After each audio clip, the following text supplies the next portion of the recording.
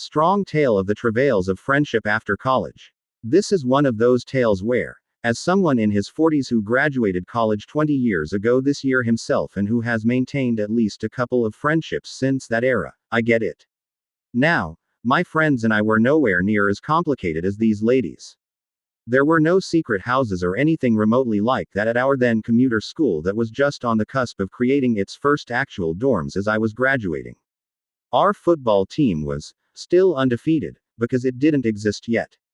And yet, as I type this review just a couple of weeks before Selection Sunday 2025, there is a chance that that very same football team goes to a bowl for the first time in school history this year.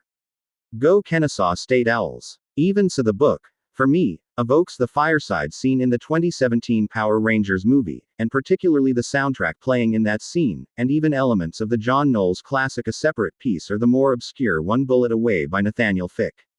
Those beautifully tragic moments when you realize that all that you thought you knew, you never really had a clue, and yet there is still that essence there that is exactly what you always knew, that essence that drew you to these people to begin with, that was truly the foundation of your friendship. Now, there is a lot going on in this book, and yes, there are elements of both literary fiction and thriller that make for an interesting merger, but I actually thought Lee did a solid job with said merger. The tale gets chaotic at times, even though told from a single perspective, but I almost think that was the very intent. Lee needed the reader to feel the chaos around these characters in these situations, and this was the best vehicle to really bring that out. Overall, this is truly a book that won't work for everyone.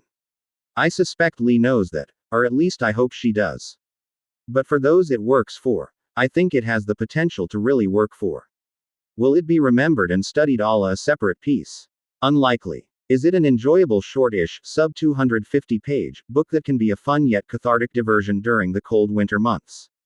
Absolutely. Very much recommended.